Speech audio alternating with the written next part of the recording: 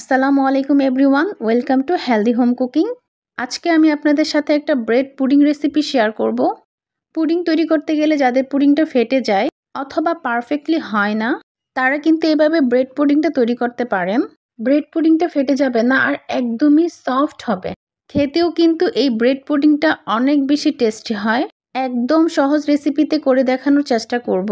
আশা করছি আমার রেসিপিটি আপনাদের কাছে ভালো লাগবে। ভালো লাগলে আমার চ্যানেলটি সাবস্ক্রাইব করবেন আর বেল বাটনটি অন করে রাখবেন আমার পরবর্তী ভিডিও নোটিফিকেশন সবার আগে পাওয়ার জন্য। সো কথা না বাড়িয়ে let's go to my kitchen and cook. প্রথমে আমি পুডিংয়ের জন্য ক্যারামেল তৈরি করে নেব। আমি একটি প্যানের মধ্যে নিয়ে নিচ্ছি 3 টেবিল চামচ পরিমাণ চিনি ও 1 চা চামচ পরিমাণ পানি। মিডিয়াম আঁচে ক্যারামেলটা তৈরি করে নিব। যখন সাইড থেকে ক্যারামেলের কালার আসতে থাকে তখন একটু হালকা হাতে নেড়ে চেড়ে দিতে হবে। ক্যারামেলের কালার যখন আসা শুরু হবে তখন কিন্তু চুলার হিটটা কমিয়ে রাখতে হবে, তা না হলে ক্যারামেলটা পুড়ে যাবে। ক্যারামেলটা পুড়ে গেলে পুডিংটা খেতে তিতা লাগবে। আমার ক্যারামেলটা তৈরি হয়ে গেছে, দেখতেই পাচ্ছেন খুব সুন্দর একটা কালার আসছে। ক্যারামেলটা তৈরি হওয়ার সাথে সাথে পুডিং মোল্ডে দিয়ে দিতে হবে। এবার এই মোল্ডটাকে আমি সাইডে রেখে দিব ঠান্ডা হওয়ার জন্য। এখানে আমি 4 পিস ব্রেড নিয়েছি। এখন এই ব্রেডগুলোকে ছোট ছোট টুকরো করে কেটে নিচ্ছি। আমি ব্রেডের ব্রাউন অংশটুকু নিয়ে নিয়েছি, আপনি চাইলে এটা স্কিপ করতে পারেন। আমি ব্রেডগুলোকে 30 সেকেন্ডের জন্য গ্রাইন্ড করে নিচ্ছি। আপনি চাইলে এটাকে দুধে ভিজিয়ে রেখে তারপরে ব্লেন্ড করে নিতে পারেন, অথবা দুধে ভিজিয়ে রেখে স্পুন দিয়ে নেড়ে চেড়েও পুডিং করে নিতে পারেন। তবে আমার কাছে এটা খুবই ইজি লাগে, কারণ আমার বাসায় সপ্তাহে একটা অথবা 2টা পুডিং বানাতেই হয়, কারণ আমার বেবিরা পুডিং খেতে পছন্দ করে। তো যাই হোক, আমার কাছে এভাবে খুব ইজি লাগে, যার জন্য আমি একটু গ্রাইন্ডারে গ্রাইন্ড করে নিই। জাস্ট 30 সেকেন্ড গ্রাইন্ড করে নিলেই হয়ে যায়। তো আমি এটাকে একটা সার্ভিং ডিশে রেখে দিচ্ছি। আমার গ্রাইন্ডারটার ছোটো সাইজ হওয়ার কারণে আমি 2বার গ্রাইন্ড করেছি, 30 সেকেন্ড করে 1 মিনিট। এখন এটাকে একটা সাইডে রেখে দিচ্ছি।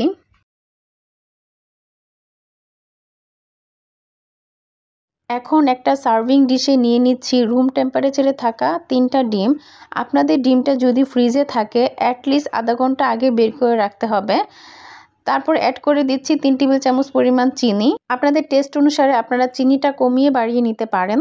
এখন আমি ডিম আর চিনিটাকে খুব ভালোভাবে মিক্সড করে নিচ্ছি, যতক্ষণ না পর্যন্ত চিনিটা গলে যায় ততক্ষণ।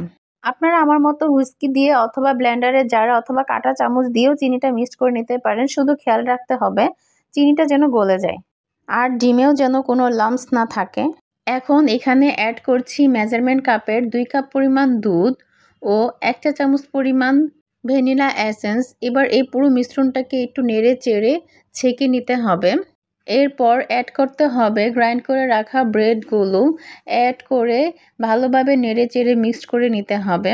এখন একটি প্যানে এমন পরিমাণ পানি নিতে হবে যেন পুডিংয়ের মোল্ডটি অর্ধেক পর্যন্ত ডুবে থাকে। এই প্যানের মধ্যে একটি ছোট তাওয়েল বা কাপড় কিছু একটা দিয়ে পুডিং মোল্ডটি বসাতে হবে এবং পুরো মিশ্রণটি মোল্ডের মধ্যে দিয়ে ভালো করে ঢাকনা দিয়ে ঢেকে রাখতে হবে। আর এই কাজটি করতে হবে পুডিং মোল্ড ঠান্ডা হওয়ার পর। প্যানের ঢাকনাটি দিয়ে ঢাকনার ছিদ্রটা বন্ধ করে চুলায় মিডিয়াম টু লো আঁচে রেখে দিয়েছি 40 মিনিট। আমার 40 মিনিট লেগেছে, আপনার কম বেশি লাগতে পারে। এক এক চুলায় এক এক রকম হিট থাকে, যার জন্য টাইমের একটু কম বেশি হয়। অবশ্যই আপনি নামানোর আগে এরকম টুথপিক দিয়ে চেক করে নেবেন। আমি টুথপিক দিয়ে চেক করে নিয়েছি, দেখেন একদম ফ্রেশ এসেছে, কিছুই লেগে আসেনি, তার মানে আমার পুডিংটা হয়ে গেছে। এখন আমি চুলা থেকে নামিয়ে পুডিংটাকে ঠান্ডা হয়ে যাওয়ার পর ডিমোল্ড করে দেখাবো। যেহেতু এটা ব্রেড পুডিং সেহেতু ফ্রিজে না রাখলেও এটাকে ডিমোল্ড করা যায়। আর যদি আপনি এগ পুডিং বানান অবশ্যই ফ্রিজে রেখে ঠান্ডা করে অ্যাটলিস্ট আধা ঘন্টা পর এটাকে ডিমোল্ড করতে হবে। আর ব্রেড পুডিংয়ের একটাই সুবিধা, এটাকে ফ্রিজে রাখার প্রয়োজন পড়ে না, এমনি ডিমোল্ড করা যায়। দেখেন আমার পুডিংটা কত সুন্দর হয়েছে, একদম লোভনীয় আর খুব সফট হয়েছে, খেতেও মাশাআল্লাহ খুব টেস্টি হয়েছে। আমি সকল ধরনের টিপস এবং ট্রিক্স দিয়ে আপনাদের এই ভিডিওটা শেয়ার করার চেষ্টা করলাম। আমি আপনাদের পুডিংটা কেটে দেখাচ্ছি, দেখেন কতটা সুন্দর হয়েছে। আমার ভিডিওটা ভালো লাগলে লাইক কমেন্ট শেয়ার করে পাশে থাকবেন এবং ফ্রেন্ডস অ্যান্ড ফ্যামিলির সাথে শেয়ার করবেন। Thanks for watching my video.